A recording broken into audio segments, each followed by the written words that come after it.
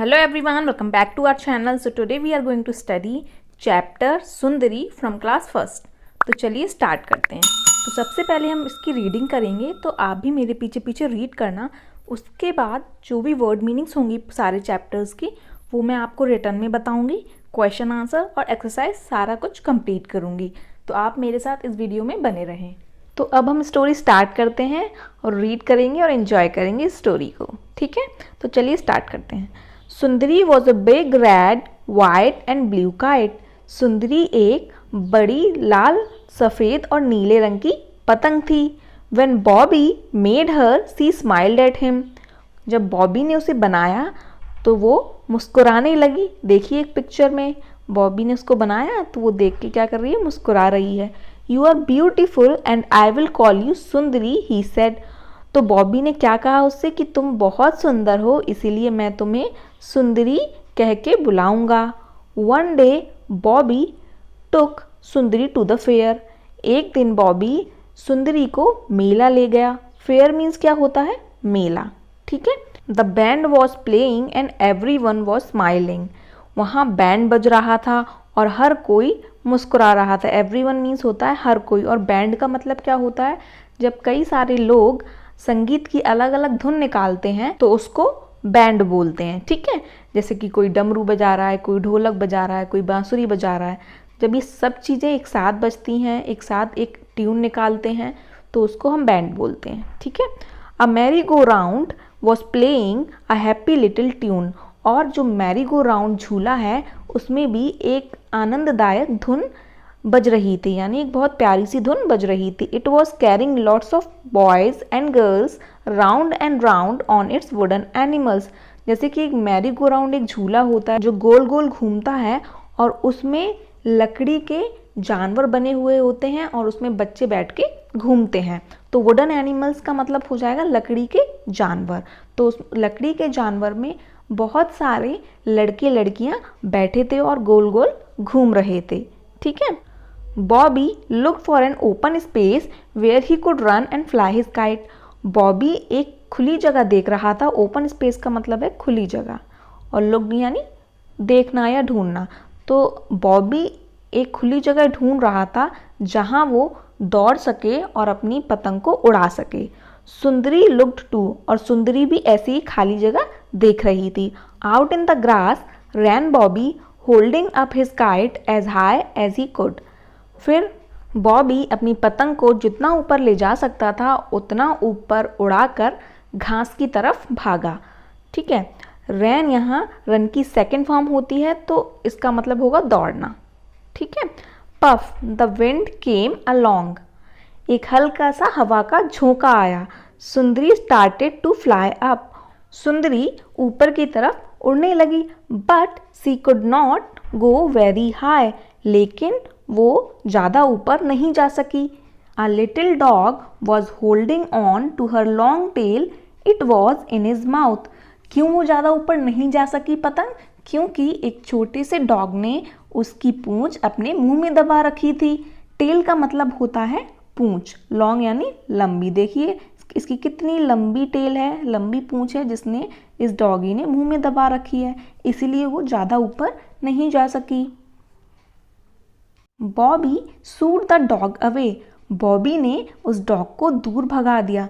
Suit का मतलब होता है डराकर भगाना, तो उसने उसको डराकर भगा दिया। अवे यानी दूर। We will try again Bobby said. Bobby ने कहा कि हम फिर से कोशिश करेंगे। This time Sundari leaped up in the air. इस बार सुंदरी ऊपर की तरफ कूद गई, यानी हवा में उड़ने लगी। सी टग्ड हार्ड, और उसने अपने आप को झटका दिया। Oh how she wanted Bobby to let go of her string. अच्छा, तो वो क्या चाहती थी सुंदरी कि बॉबी उसकी डोर को छोड़ दे, उसको जाने दे। सी गेव अ बिग टग। उसने फिर से एक बड़ा झटका दिया। Bobby had to let her go. Bobby को उसको छोड़ना ही पड़ा, उसकी डोर को छोड़ना ही पड़ा। We cried Sundari, now I can fly as high as I please. अब मैं, और सुंदरी जो है वो बहुत जोर से चिल्लाई, वी, अब मैं जितना चाहे उतना ऊपर उड़ सकती हूँ। And away she went, she flew up up up in the air. और वो बहुत दूर चली गई और हवा में बहुत ऊपर बहुत ऊपर बहुत ऊपर चली गई, उड़ गई। ठीक है, तो ये स्टोरी थी हमारी छोटी सी। इसमें क्या था, हम दोबारा से एक समरी के रूप में देख लेते हैं कि बॉबी ने एक पतंग बनाई थी और एक बार वो पतंग को एक मेला ले गया और वहाँ उसको उड़ाने लगा। जैसे ही वो उड़ाने को हुआ तभी उसकी पूंछ एक छोटी सी डॉगी ने अपने मुंह में दबा ली, जिस वजह से वो ऊपर उड़ ना पाई। उसके बाद एक हल्का सा हवा का झोंका आया और वो ऊपर की तरफ उड़ने लगी और अपने आप को उसने झटका दिया, जिस वजह से बॉबी ने उसकी जो डोरी होती है उसको छोड़ दिया और वो ऊपर आसमान में उड़ने लगी। एकदम फ्रीडम मिल गई उसको, बड़ी आज़ादी से उसका जहाँ मन हुआ वहाँ वो उड़ गई। तो इसके जो क्वेश्चन वर्ड मीनिंग्स हैं बुक में वो हम देख लेते हैं। बैंड मैंने आपको बताया है कि जब बहुत सारे लोग एक साथ कोई धुन निकालते हैं तो उसको बैंड बोलते हैं। डिज़ी यानी चक्कर आना, जैसे कि आप पिक में देख सकते हैं। स्माइल यानी मुस्कुराना। स्ट्रिंग यानी डोरी। टग मीन्स होता है झटका देना। विंड मीन्स हवा। और इसके वर्ड मीनिंग्स में रिटर्न में भी आपको दिखाती हूँ, जो और भी इंपॉर्टेंट वर्ड मीनिंग्स हैं, जो को क्वेश्चन आंसर में बहुत सारी वर्ड मीनिंग है जो नए नए आप याद कर सकते हैं। I feel dizzy on a merry go round. मुझे मैरी गो राउंड झूले में चक्कर जैसा आता है। The band was playing a tune. Band एक ट्यून, एक धुन बजा रहा है। ठीक है, तो चलिए अब हम रिटर्न में इसकी वर्ड मीनिंग्स हो जाएंगी। बिग मीन्स होता है बड़ा। रेड मीन्स लाल। ब्लू मीन्स नीला। वाइट मीन्स सफ़ेद। मेड यानी बनाया हुआ। ब्यूटीफुल मीन्स सुंदर। मेड मेक का सेकंड फॉर्म है। ठीक है, तो ये चीज़ आप नोट कर लेना या फिर लर्न कर लेना। ठीक है बच्चों, हम नेक्स्ट देखते हैं। फेयर मीन्स मेला। एवरीवन मीन्स हर कोई। मैरी गो राउंड झूले का नाम है। ट्यून मीन्स धुन। वुडन यानी लकड़ी का बना। कोई भी चीज़ लकड़ी की बनी होती है, जैसे कि चैप्टर में बताया गया था वुडन एनिमल्स यानी लकड़ी के बने जानवर। ऐसी वुडन चेयर होता है, वुडन टेबल होता है, तो जिसके आगे वुडन होता है मतलब वो लकड़ी का बना हुआ है। ठीक है, फिर है ओपन स्पेस यानी खाली स्थान, जहाँ खाली जगह भी बोल सकते हैं। स्पेस यानी जगह होती है, तो ओपन स्पेस यानी खाली जगह या स्थान। ग्रास मीन्स घास। होल्डिंग यानी पकड़े हुए। पफ यानी हवा का हल्का झोंका। विंड मीन्स होती है हवा। ठीक है, तो ये वर्ड मीनिंग्स हो जाएंगी। और भी हैं, देखिए। सूट मीन्स होता है डराकर भगाना या भगा दिया। जैसे हम कोई डॉग आ जाता है तो आपने सुना भी होगा, बहुत से लोग शू शू करते हैं, उसका मतलब यही होता है वो डराकर उसको भगाते हैं। ठीक है, लीप्ड मीन्स होता है कूदना या लांगना। टग्ड यानी होता है झटके से खींचा। स्ट्रिंग यानी डोरी या डोर। ठीक है, तो ये हमारी वर्ड मीनिंग्स हो जाएंगी। अब हम इसके क्वेश्चन आंसर्स देख लेते हैं। तो सबसे पहले आप बुक में देखिए, रीडिंग इज फन के क्वेश्चन पूछा गया है।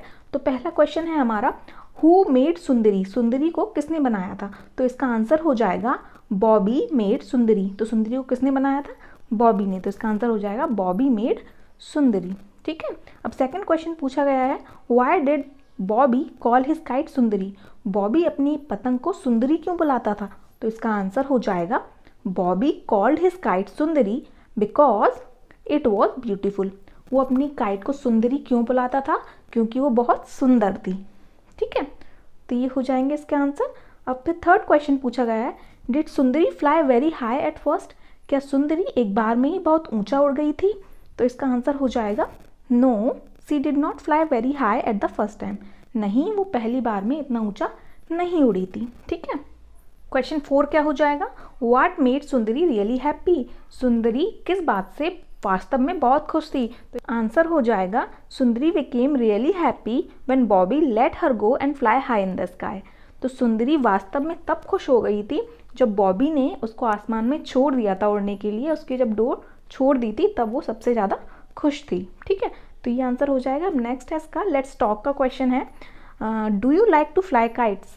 तो इसको आपने अपने ओन वर्ड्स में लिखना है, अपने खुद के शब्दों में लिखना है कि आपको पतंग उड़ाना अच्छा लगता है या नहीं। अगर लगता है तो यस लिखिए, जैसे कि मैंने यहाँ लिखा है yes I like to fly kites. और अगर नहीं अच्छा लगता तो आप यहाँ नो आंसर लिख सकते हैं। ठीक है, उसके बाद नेक्स्ट क्वेश्चन है, who helps you to fly kites.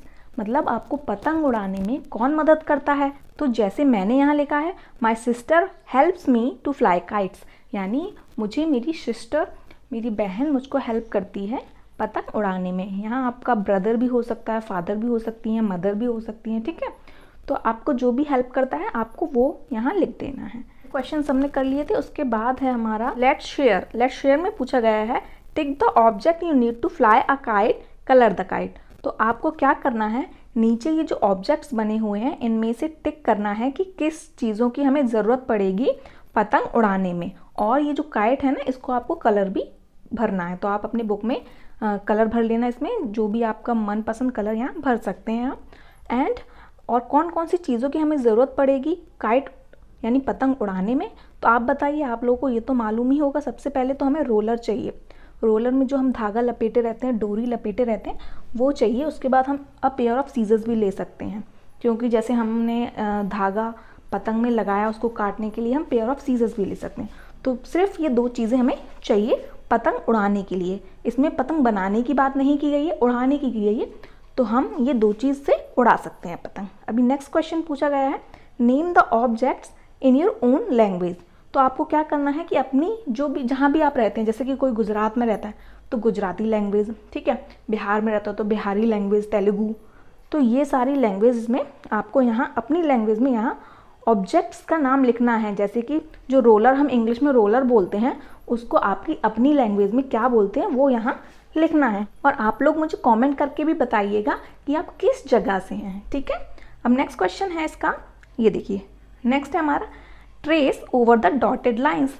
जैसे कि हमेशा हम हर एक चैप्टर में, क्लास फर्स्ट के हर एक चैप्टर में हम देख रहे हैं कि ट्रेसिंग का आ रहा है, काम आ रहा है।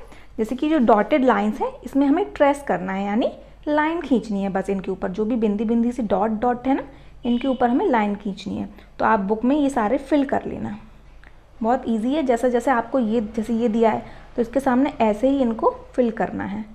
ये स्क्रीन पे कर रही हूँ तो सही से नहीं हो रहा, आप लोग बुक में करेंगे ना तो बिल्कुल उसके ऊपर ही आपको लाइन खींचनी है। बस ये सारे आप ऐसे ही कर लेना, ये जितने भी दिए गए हैं, ठीक है। अब नेक्स्ट देखते हैं। नेक्स्ट है हमारा, let's do look at the picture and tell the story in your own words. अब नीचे एक पिक्चर दी गई है, the umbrella and the crow. अब ये नीचे पिक्चर दी गई है, देखिए ये लड़की छाते में है, बारिश हो रही है, एंड उसके बाद ये एक क्रो आता है यानी कौवा आता है।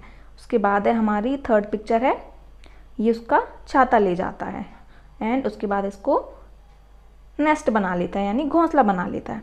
तो इसके ऊपर आपको एक स्टोरी लिखनी है, अपने ओन वर्ड्स में आप लिख सकते हैं, जैसे भी आपको समझ आए उस तरीके से आप लिख सकते हैं। अगर आपको नहीं आ रहा है तो मैं एग्जाम्पल के तौर पे आपको यहाँ स्टोरी बता देती हूँ, कोशिश करना कि आप अपने शब्दों में ही लिखें, ठीक है। तो चलिए स्टोरी, ऐसे स्टोरी लिख सकते हैं।